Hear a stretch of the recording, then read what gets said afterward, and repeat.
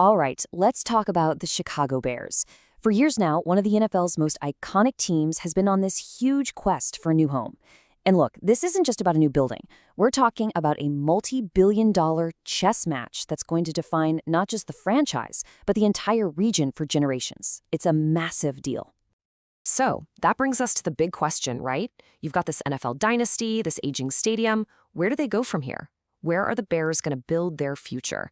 And trust me, the answer is a total roller coaster of high-stakes deals, political games, and proposals that could literally reshape entire communities. Okay, so to really get why they're doing this, you've got to look at the difference between where they are and where they want to be. On one hand, you have Soldier Field. Yeah, it's historic, but it's also the NFL's smallest stadium. Plus, the team doesn't even own it. That's a huge problem for making money. Now, the vision, it's a whole different world. We're talking about a massive 326-acre campus that the team would own with a state-of-the-art dome stadium and an entertainment district that's open all year round. It's just a monumental leap forward. So, for the longest time, the clear frontrunner in all of this has been Arlington Heights, the old racetrack site.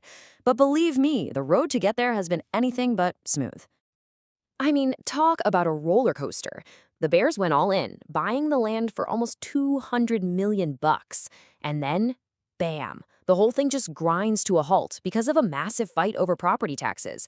For a while there, it really looked like the deal was dead in the water. But then, out of nowhere, a huge agreement in late 2024 completely changed the game and put Arlington Heights right back in the driver's seat. So what was this deal that saved everything? It's called a Memorandum of Understanding, or MOU. And honestly, this was the absolute game changer.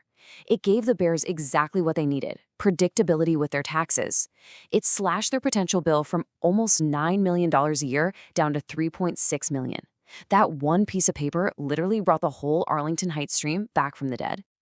But here's the thing. While that Arlington Heights deal was on ice, the Bears weren't just sitting on their hands. Nope. They started exploring other options. This created a ton of leverage, with a pitch to stay in Chicago and, get this, a surprise offer from right across the state line. First up, they turned their attention back to the city of Chicago. They floated this idea for a brand new dome right there on the lakefront. Sounds great, right? Well, it hit a brick wall, and fast. The Illinois Governor J.B. Pritzker basically said there was no way public money was going to be used for it, called it a non-starter. And just like that, the conversation was over, and the Bears' focus snapped right back to the suburbs. And this is where things get really interesting. Just as Arlington Heights was getting back on track, a totally unexpected contender jumps into the ring: Gary, Indiana. Think about the difference here. In Illinois, you had local support, but the state was skeptical. Gary comes to the table with everyone on the same page, offering up major tax breaks to try and steal the team away. And really, this quote from Gary's Common Council president says it all. "We are ready to move at the speed of business." That just screams an aggressive, let's get this done attitude. It's a huge contrast to the years of back and forth the Bears have been dealing with in Illinois. Okay, but let's be real. Whether we're talking about Illinois or Indiana, any deal this big always boils down to one thing: money.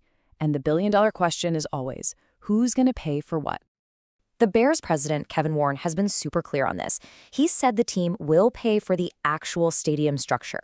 Zero state money for construction. That's the promise. But, and this is a big but, to make the whole $5 billion development happen, they need public help with two crucial things: property taxes that don't go crazy and money for all the essential infrastructure, roads, sewers, all that stuff. So this really lays out the battle lines, doesn't it? The Bears are saying, we need help. Arlington Heights is like, okay, we're open to local incentives, things like TIFs, where you basically use new tax money to pay for the project. But the state of Illinois is drawing a line in the sand saying, don't expect a check from us. And then, waiting on the wings, you've got Indiana, waving his hands and saying, hey, we're the business-friendly ones. We'll pass laws to give you those incentives. So you might be thinking, okay, I'm not a huge football fan. Why should I care? Well, here's why. A project this massive isn't just about a sports team. It creates these powerful ripple effects, economically and socially, that can totally transform an entire region. And we're already seeing those ripple effects. Just the idea of the Bears coming has lit a fire under the local real estate market. In May of 2025, Arlington Heights saw median home prices jump 6.6% in just 1 year. And it's not just them. The neighboring towns are feeling it too. You can really feel the excitement from local leaders.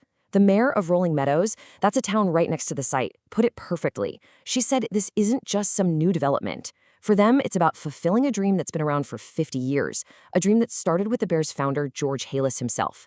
That's some deep history right there. And it goes way beyond just property values and hometown pride. There's a huge economic promise here. The Bears are projecting this whole thing will create over 50,000 temporary construction jobs. But the real kicker? 9,000 permanent jobs once the whole complex is up and running. That's a massive number. All right, so after all these twists, all these turns, where do we stand? What's the final play call?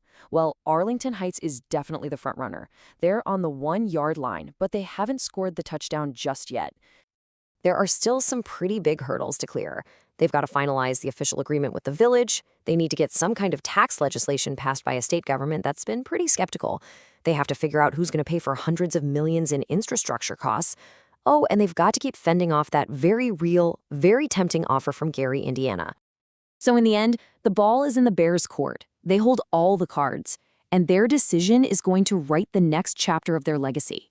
It leaves everyone, fans and communities, in 2 different states, holding their breath, just waiting to see where one of the NFL's oldest, most storied franchises will finally build its future.